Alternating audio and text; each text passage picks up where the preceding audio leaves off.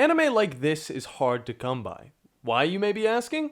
Well, because it's about zombies, and we don't have a lot of good zombie anime. At least right now. But before we get into this video, guys, I'd like to introduce myself. I am Gorlok, and I do anime.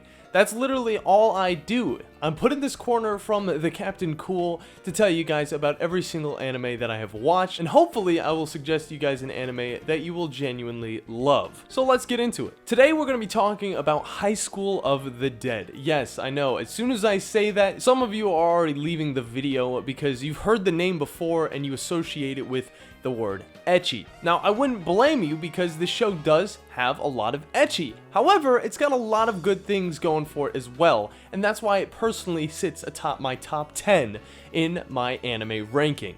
Yes, I have an anime ranking. Please don't judge me, guys. We all do it at some point, and I just kept doing it. Now, I love this show because it's so simple, but it's also so action-packed. It's the American type of zombie film that we love to see over in the States, but we don't get to see much of when it comes to Japanese animation. Of course, we get those weird premised shows that don't really feel like zombie shows in the first place, but this one genuinely has that feeling. It's really all about get out of school and get somewhere safe. That's basically it. Now, right off the bat, the show throws its premise right at you, like a top-tier YouTube video would. Zombies, death, and the main characters running through it all. It's a great start to an episode, and it really sets the tone for the entire show moving forward. But then it winds things back to a few hours prior. It starts out with Takashi being a little simp, thinking about his childhood friend, that Pinky promised to marry him when they were older.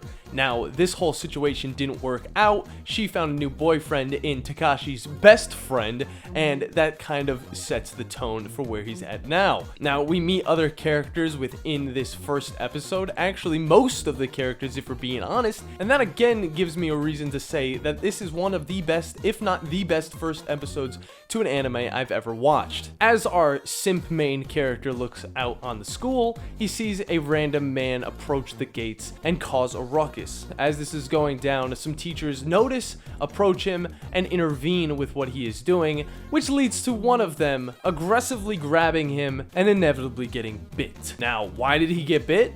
Because it's a zombie, of course. This teacher falls to the ground, dies, and then wakes up, making the other teachers hopeful that he is still alive. However, when one of them checks on him, she gets bit as well, and then it's kind of just a snowball effect from there, which leads him to running to the class that he should have been in the first place. The first person he grabs is his childhood friend, and after a little bit of hesitation from her and being like, what the heck's going on? Well, Takashi's stones intervene and he totally just bitch slaps her. It's freaking awesome, but at the same time, take it easy, man. You could have knocked her head off. As this whole situation's going on, Takashi, his childhood friend, as well as his current best friend, to get out of class and try to find somewhere safe to be in during this outbreak. In a confused panic, they run out to the equipment room to try and kind of find a way to be safe in there because of the school and how the announcements came on and really just put panic in everybody's eyes, which led to all of the students in the school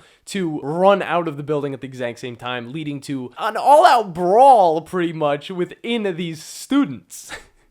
There's kicking, there's shoving, there's punching, there's a lot of unnecessary stuff going on, okay, I will say. Outside of a few of the characters we will know of later on that kind of go on their separate ways. But the group that we're following runs to the roof to try and barricade themselves until help arrives, which is probably not going to happen because there's a zombie outbreak going on everywhere throughout Japan. Some shit happens, Takashi's got to kill his best friend, and that's where the story really gets going. Well, not yet, because the second episode, the whole group meets up and they get the hell out of Dodge. But we also learn about other characters like this teacher who, that's another problem we gotta deal with throughout the show, because the man's a straight up creep and practically hypnotizes some of the other students, but thankfully the show handles him in their own ways. Now let's talk about some of these characters. Like I said, Takashi's got some stones on him, okay? This is a main character with a cool character design, and I mean, the last thing on his mind is having sexual relations with a woman, so he's kind of set on just saving everybody that he can, aka all of his friends that we will talk about here in a second. I'm gonna give Takashi an 8. It just kind of sits right with me. He's not a little bitch.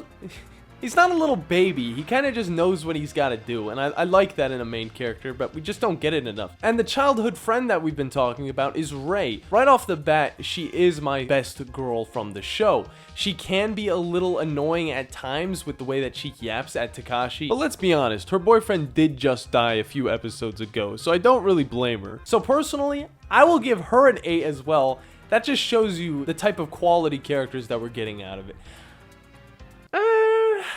And personally, I'll give her a 7. I think she's a wonderful character, and I would give her an 8 if she had a little bit more screen time and we got to kind of connect with her more, but that wasn't the direction of the show, so she sits at a 7. Now, Sai is actually the first person that talks to Takashi in the show. At first, she comes off as a little annoying, kind of like a Pomeranian stuffed inside of an anime girl, but then you learn to kind of respect her rationality and her decision making later on through the show. The more times I watch the show, the more I like her, and her character design definitely is the best out of the others, and she's quite adorable at times, especially when she's rocking those glasses. I will also give her a 7. And in the first episode, we also meet Hakashi, which Hakashi's a cool looking dude. He's got a black belt in karate or something like that, so I guess he doesn't need a weapon, but that's kind of to his demise. Now, you all know he is best friends to Takashi, and you know what I said earlier, right? Yeah, he kind of dies at the first episode, but this kind of sets up the rest of the show moving forward. We don't get to see a lot of Hakashi, so I will give him a 6, but he could have been a pretty cool character if he lived past the first episode. We then meet Best Boy Kota, who comes off as kind of a detriment to the group at first.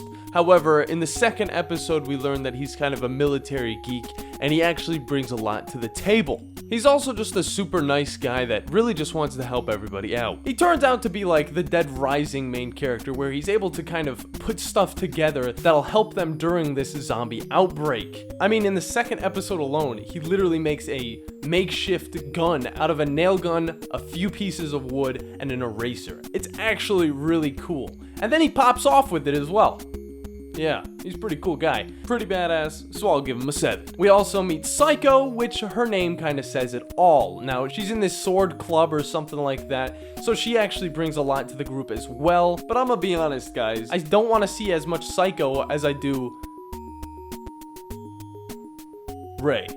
It's just how it is, guys. I know a lot of people are gonna dog me for this, but I'll give Psycho a 6 out of 10. Again, she's pretty badass. Obviously, her character design's cool, but I don't really want to see her with the main character at the end of the day, and the whole time when they're trying to make that happen, it kind of pushes me more away from her. And finally, we meet Shizuka. Now, Shizuka is the school nurse, and she definitely has a J cup or above, but that's irrelevant to her whole situation because she's honestly my least favorite of the main characters because she's kind of just ditzy and dumb, and not in a good way either where it's cute. She was honestly put into this show to be that comedic relief character who can also help out in any situations that she really can. Now, she is strong in her own way, and it's good to have a nurse or doctor within your group to help out with any of those situations.